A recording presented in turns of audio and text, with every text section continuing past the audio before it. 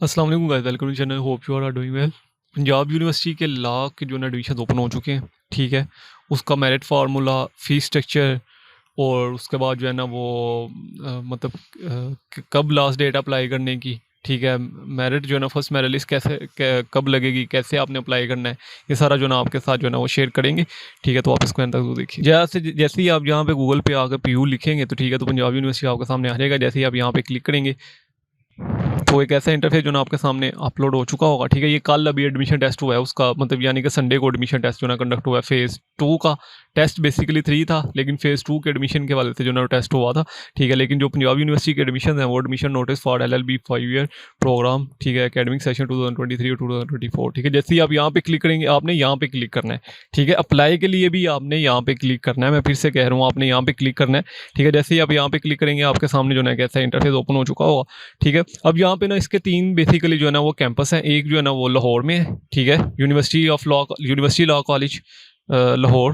ठीक है। University Punjab university का लॉ डिपार्टमेंट गुजरांवाला है, ठीक है। और जो ना लॉ डिपार्टमेंट जेलम है, ठीक है। ये बेसिकली जो ना 3 आपके पास जो ना कैटेगरीज आएंगी जब आप इसमें जो ना अप्लाई के लिए जाओगे, ठीक है। अप्लाई जो ना वो आपने इस वेबसाइट से करना है, ठीक है। ये लिंक लिखा है, यहाँ से ही आपने जो ना इसमें ऑनलाइन अप्लाई करना है, ठीक है। वो कैसे आपने करना है वो भी मैं आपके साथ शेयर कर देता हूँ अभी, ठीक है। लेकिन मैं जो फर्दर डिटेल आपके साथ जो ना शेयर कर दूँ। सबसे पहले जो ना आपने FSC वगैरह आपकी पास होनी चाहिए, 55% से अब मार्क्स होने चाहिए।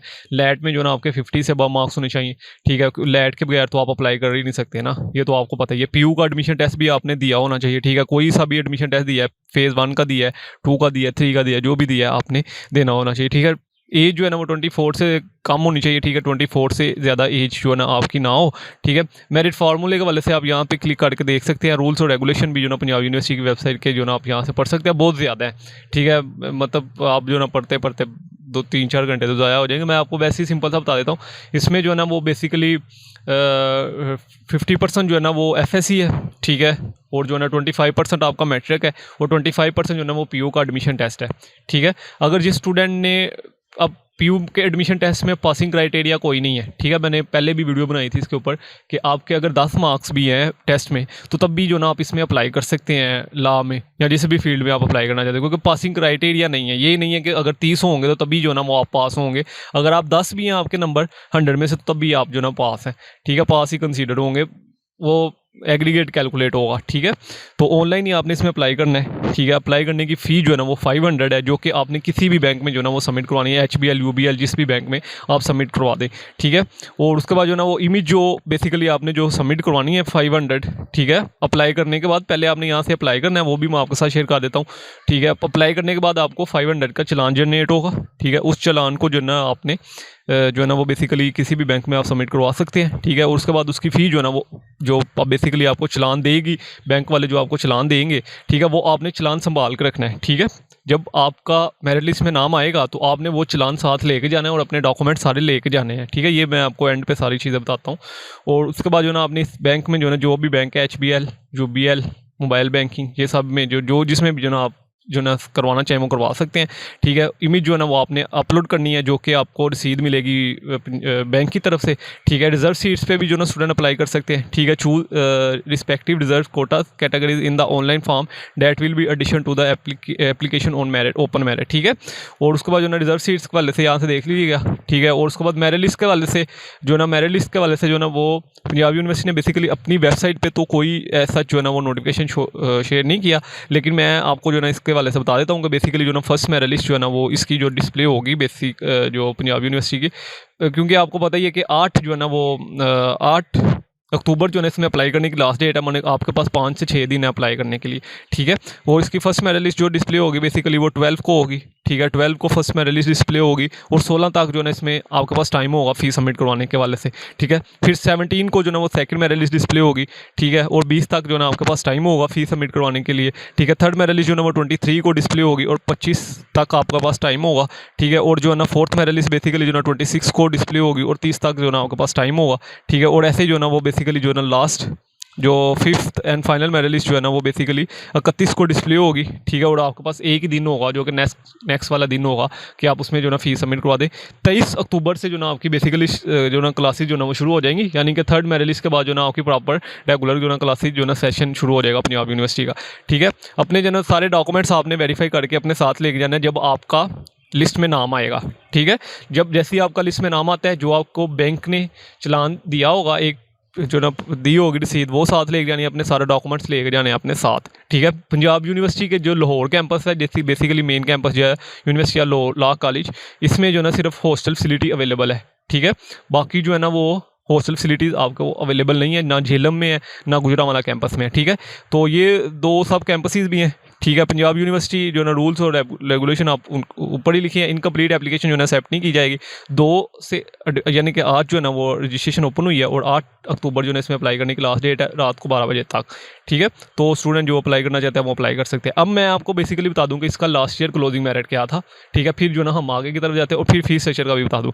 देखिए लास्ट ईयर जो है ना वो यूनिवर्सिटी लॉ कॉलेज का जो है ना वो बेसिकली इसमें 2 ग्रुप्स हैं, ठीक है, ग्रुप ए और ग्रुप बी, ठीक है। जो ग्रुप ए है ना वो बेसिकली ओपन मेरिट पे है, ठीक है, और जो ग्रुप बी है ना वो सेल्फ पे है, सही है। जैसे कि जिसको जो आप इवनिंग कहते हो, क्योंकि इवनिंग क्लासेस जो है ना वो चीफ जस्टिस साकिब निसार साहब ने उनको ख़त्म कर दिया था, ठीक है। तो उसके बाद जो है ना फिर यूनिवर्सिटी ने ग्रुप ए और ग्रुप बी बना दिया था, जो को दोनों क्लासेस होती तो मॉर्निंग में ही है, ठीक है। लेकिन जो है ना वो बेसिकली ग्रुप ए और ग्रुप बी है। अब ग्रुप ए जो है ना वो ओपन मेरिट है, ठीक है, उसका मेरिट ज़्यादा होता है, फ़ी कम होती है, ठीक है। उसका मेरिट लास्ट टाइम जो पंजाब यूनिवर्सिटी लाहौर का मेन कैंपस का जो मेरिट था वो 90% था, ठीक है, 90 पॉइंट समथिंग मेरिट था लास्ट ईयर, ठीक है। और उसकी जो फ़ी थी बेसिकली जो इस साल फ़ी होगी वो 30 से 40 हज़ार के दरमियान जो है ना वो बेसिकली आपकी फ़ी होगी, ठीक है, जो ग्रुप ए वाले स्टूडेंट है। जो ग्रुप बी वाले स्टूडेंट है उसका मेरिट जो है ना वो लास्ट टाइम 87 था, ठीक है, और उसकी जो फ़ी होगी इस दफ़ा इस साल वो 50 से 60 हज़ार के दरमियान होगी, डबल फ़ी हो जाती है, ठीक है। और मैं आपको एक और चीज़ बता दूं कि जो एडमिशन फ़ी होती है ना वो आपसे सिर्फ फर्स्ट टाइम ही जो है ना वो चार्जेस की जाती है, यानी कि वो पहले साल ही एडमिशन फ़ी होगी, उसको निकाल के बाकी जो फ़ी होगी वही जो है ना नेक्स्ट जो ना 4-5 साल वही आपकी फ़ी चलेगी, ठीक है। तो इस दफ़ा जो पंजाब यूनिवर्सिटी का मेरिट होगा, ठीक है, वो 89 से 90 तक जो है ना वो ग्रुप ए का मेरिट होगा और 86 से 87 तक जो है ना वो ग्रुप बी का मेरिट होगा, ठीक है। तो ये ग्रुप ए और ग्रुप बी का जो ना मेरिट इस तरह होगा, ठीक है। कैलकुलेट कैसे करना है आपने मेरिट, वो मैंने आपके साथ शेयर कर दिया। जो गुजरांवाला कैंपस था इसका merit last time 83 point something था ग्रुप ए का, ठीक है, और जो ग्रुप बी था उसका मेरिट जो ना 77 था, ठीक है। मैं फिर से बता दूं, लास्ट टाइम 83 था ग्रुप ए का मेरिट गुजरांवाला कैंपस में और 77 था ग्रुप बी का मेरिट, ठीक है।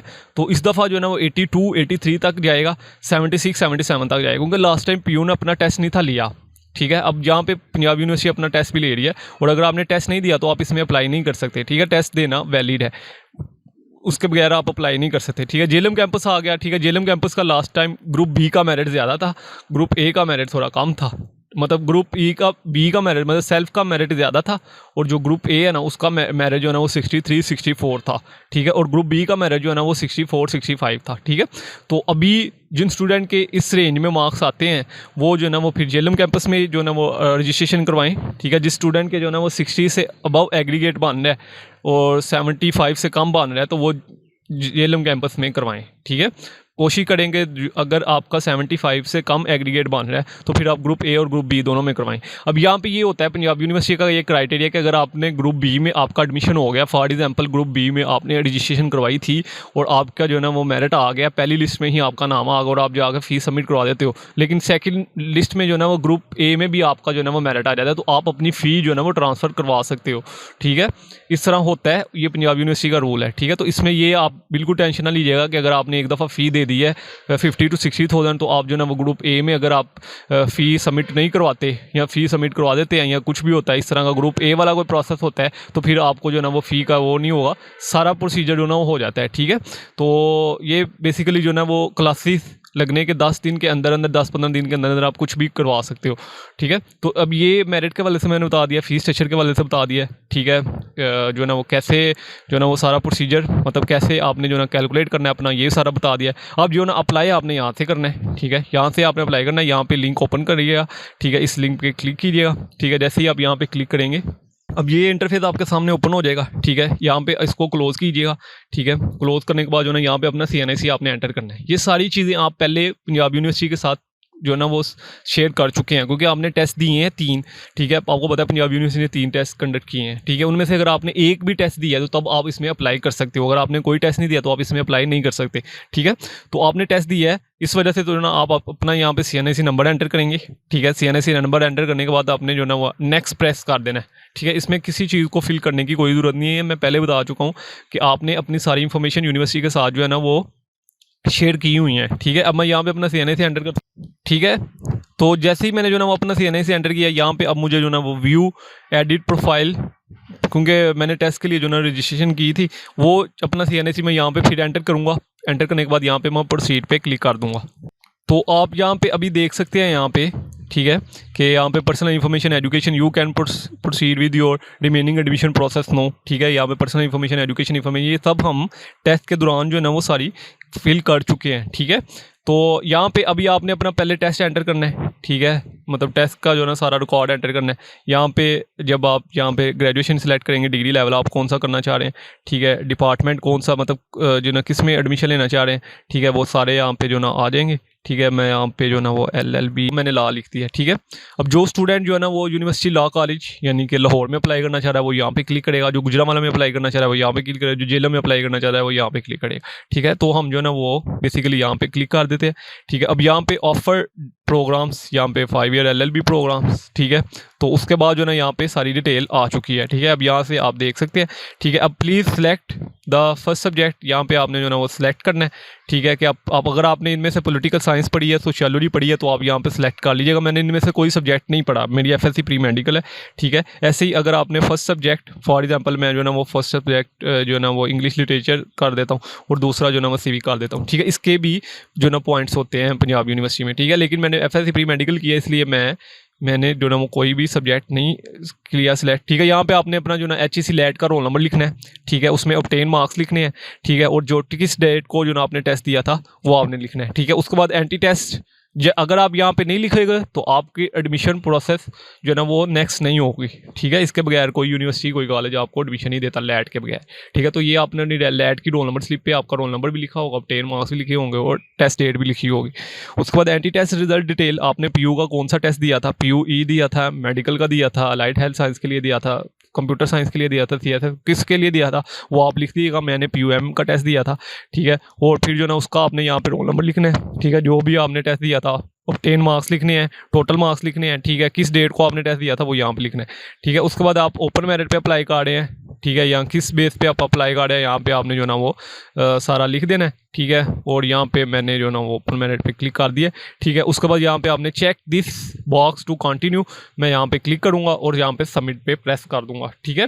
तो मेरी सारी जो ना वो रजिस्ट्रेशन जो ना वो सारी कंप्लीट हो जाएगी। उसके बाद आपने एक अपना चलान फॉर्म डाउनलोड करना है 500 का, उसको जो ना वो बैंक में पे करवाना है। पे करवाने के बाद उसको वहाँ पे प्रोसीड ऊपर जो है ना वो अपलोड करना है, ठीक है, पिक खींच के वहाँ पे। या तो आपके पास ये ऑप्शन आएगा कि आपने किस डेट को चलान सबमिट करवाया, या आपको ये ऑप्शन आएगा कि आप जो है ना उसको पिक को अपलोड करें, तो फिर वो आपने अपलोड करनी है और फिर जो है ना आपने फाइनल सबमिशन कर देनी है। आपको यहाँ पे शो हो जाएगा कि your registration is submit successfully, ठीक है। ऐसे ही जो ना अगर आप दूसरे, फॉर एग्जाम्पल मैं जो है ना वो यहाँ पे जो है ना वो गुजरांवाला कैंपस में भी अप्लाई करना चाहता हूँ और जो है ना लाहौर कैंपस में भी अप्लाई करना चाहता हूँ, तो मैं फिर जो है ना यहाँ पे इसी पेज पे आऊँगा, इंटरफेस पे आऊँगा, ठीक है। और फिर मैं यहाँ से आके गुजरांवाला कैंपस सेलेक्ट करूँगा और उसमें सारी यही चीज़ें फिल करूँगा, ठीक है। और फिर मैं यहाँ पे सबमिट पे प्रेस कर दूँगा, ठीक है। तो अभी हमने सारी इन्फॉर्मेशन शेयर कर दिया मैंने आपके साथ कि क्राइटेरिया क्या होगा, मेरिट फार्मूला जो ना मेरिट लिस्ट कब डिस्प्ले होगी, फीस स्ट्रक्चर क्या होगी, लास्ट ईयर क्लोजिंग मेरिट क्या था और आपने कैसे अप्लाई करना है, इसमें ये सारा हमने शेयर कर दिया। इसके वाले से फिर भी कोई भी क्वेश्चन हो आप कमेंट से पूछ